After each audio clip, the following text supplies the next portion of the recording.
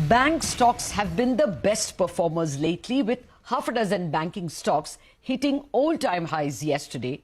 Banks are also seeing a bunch of upgrades to their earnings due to higher than estimated margins, lower than feared credit costs, higher loan growth expectations, etc.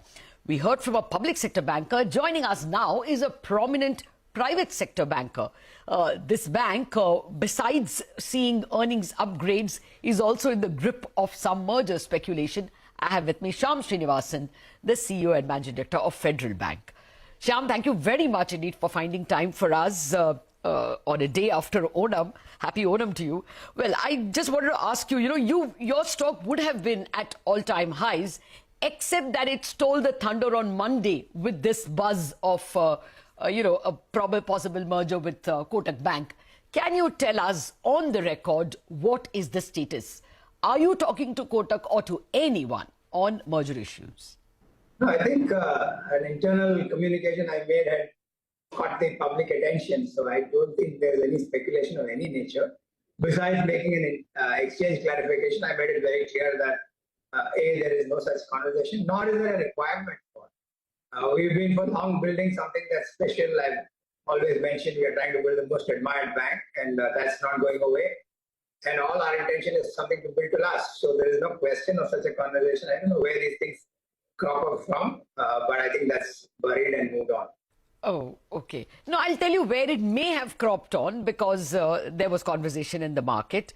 There is a question of after Shyam, who? You've been at the helm of what, 12 years? There is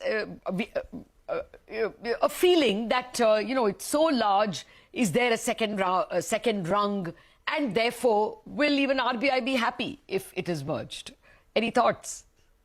Well, I think that's a very presumptuous statement to make that, after Shyam, what we bat deep. First of all, I'm not going away. No. You have till 24 anyways. I'm not saying you're going away, but what I'm saying is that could have triggered this thinking. No, I think we bat very deep. I think I've said that often. The board has a very good succession plan. And, should the need arise, there will be very many better people in the market who will be up for taking this job. We are a good bank, doing very well. So I think that's, honestly, that's in the realm of speculation, and we should just not give it too much attention. I don't want to take away the focus of the bank on doing something special, which we are doing, as you probably be observing. And I don't think that should be anything that should distract us from that. No, there's no denying that you're doing extremely well. Always a bank noted for its liability franchise. But let me just read out the latest report. Morgan Stanley's base case is a stock price of 147 for Federal, and the bull case is 212 rupees. You tell us on the ground, are things looking very good for the banks? Is it the best in 10 years or the best in 15 years that you have seen? If you look at the industry credit data, I'm sure all of us are following, some reports suggest that you haven't seen credit growth of this magnitude in the last 7-8 years. And I have been around for a long time, never seen growth of this nature in the first, say, 120 days of a financial year. And the good news is it's broad-based. The good news is I think corporates are coming back to banks, SMEs back.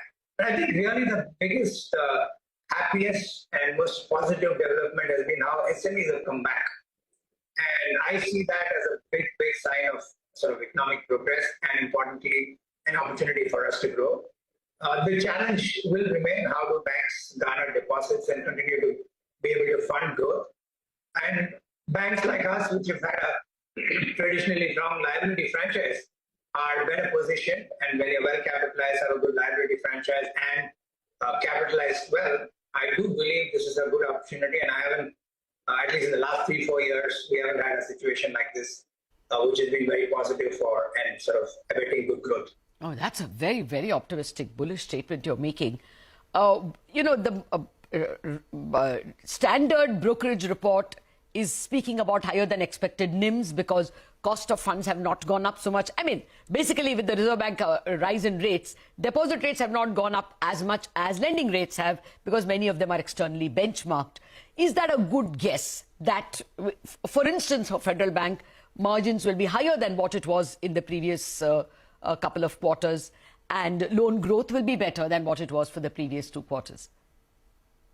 Let me parse that in two parts. Loan growth will be better as it has been in our first quarter, and I see no reason why that should slack off in second or even following quarters. The margin is a function of many things, as you probably know. One is the cost of funds is only one element. How is the slippages, and therefore the reversal in interest income is another.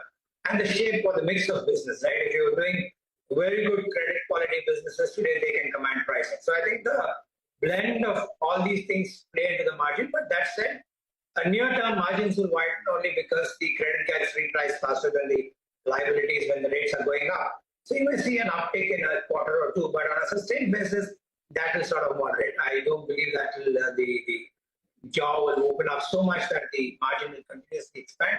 But I think the business mix, the credit quality, and your cost of liabilities will be defining how margins are. And we've been guiding for something between 325 or so, 325, 327 for the full year. And I'm sure that we should be able to deliver on that. Okay. With that picture of you giving a loan to a robotics company through the robot went viral. I mean, it's more specifically, what is this? I mean, how do you do due diligence for a company like this? And more generally, what is firing for you in terms of the SME? Which category? Or basically, which is the asset franchise that's working for you? Like I mentioned, I'll come to the specific robo company, which when I was pleasantly surprised to see such a wide followership for that post.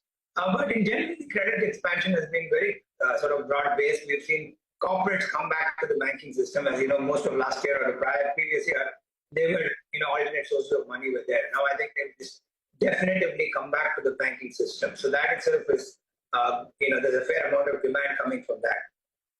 As a consequence of that, as capacity expansion is probably now something that's top of mind for some of the good corporates, you're seeing as that investment comes in, corporate demand is going up, and the downstream effect of their supply chain also requiring more credit. So I think expansion and credit on that count has been quite marked. Retail, thankfully, has never slacked off. It's been quite consistent, except for retail unsecured, at least for us. We were not very big on retail unsecured. I'm beginning to see that with the risk level sort of moderating better, that is also picking up. So that's how I see credit on a broad-based basis.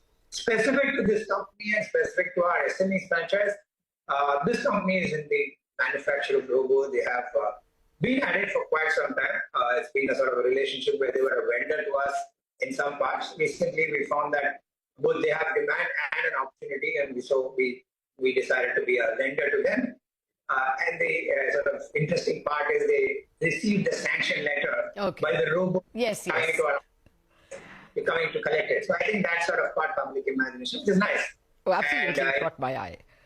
Yeah, go ahead. So the segments like this, which are so-called new age, which are so-called looking to expand and seize these digital enhancements that are happening, are actually coming to be quite interesting, because these are not large tickets. These are 1-2 crores in most of the tier 2 towns. A lot of such things is happening, whether it's Kerala, Tamil Nadu, parts of Maharashtra. We're seeing a lot of such, I would say, 1 to 5 crore kind of credit demand picking up quite interestingly. Okay. And with digital reach and with a sort of ability to take credit appetite there, this may be an interesting segment to grow in the coming period. That's always an interesting segment, and the nation itself will be very grateful. The governments will be grateful if that segment can be given loans. But do you all have more AI or ML or data in place now to believe that this segment will deliver and that you will not be having to suffer slippages? I think this segment is bound to grow, because if you look at as you probably know, we are working with a lot of innovation and a lot of hubs around, even the Reserve Bank's innovation hub we are working with. These are all projects that are targeted at catching these relatively new to business and using digital capabilities and how they can monetize data. And I see that as coming to be a big opportunity. This company, which is specific to one we are talking of, their logos serve a fair number of industries, and it's got enough scalability and adaptability. With more and more people looking at these as opportunities to either automate, digitize, and or enhance their manual capabilities, these are becoming quite scalable. Fair enough. Okay. All right. Let me, like Oliver Twist, ask for more. Sham, y'all have always had an excellent liability franchise, but y'all don't get beyond that ROA of 1%. Tell us if you can achieve that, because you say the going is good. No, I think that conversation would have been true a year back, Lata. If you see our numbers in the last, let's say, 3 quarters, we've crossed well past 1, and our guidance for this year is 1.15, and the following year 1.25 as exit rates. And I think we are on course for that. The market guns for 2, isn't it? Because that's the mark of the gold standard. Yeah, I mean, barring 1 or 2 banks, show me banks that have had 2 on Yes, I agree. But then everybody doesn't have a liability franchise like you. Yeah, so I think, I don't like to sort of trivialize the question, but I think if you look at consistency and if you look at a Dravid kind of play, then you have to be consistent across time, not just have flat. Yes. I proudly say that we are in that space. Yes, we may not have been the best bank on ROA for a few years, but over a 10-year period, I think we come out better than many others. Okay, fair enough. Just as a goal, it's a great one to have, considering that you'll have built a very sticky liability franchise. Let me end where I began. I began with this merger question. If you all have to buy something, an NBFC or a fintech or even a bank, what would the considerations be? Would it be geographical? Would it be technology? How would you think of inorganic expansions? This is absolutely blue sky, so I'm going to think along with you. If you look at our franchise now, what we would like certainly is businesses that are slightly higher margin, right? I mean, we've built a very sticky liability franchise. Credit quality has been quite exemplar. Our margins are not the top of the line. So certainly businesses that are margin accretive would be a good opportunity. For long, we've been talking about growing microfinance, but it's sort of been a in and out game. Every time we are interested in something happens in the market and it sort of goes away. That's right. So if there is a scalable microfinance opportunity, absolutely yes, we would be interested.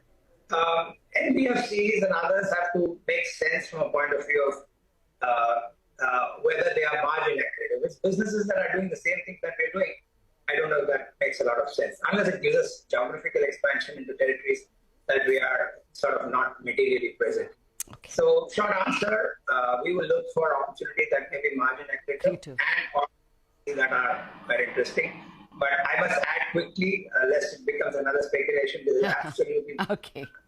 No, I didn't intend it as a speculation. Thank you very much, Shyam, for joining us with all these details. What I am taking away from this conversation is that times are very good for the banking sector, and that a veteran banker believes that he has not seen such excellent times for bankers in some time now. With that, we wind up on this conversation. Up next is Short Pastors.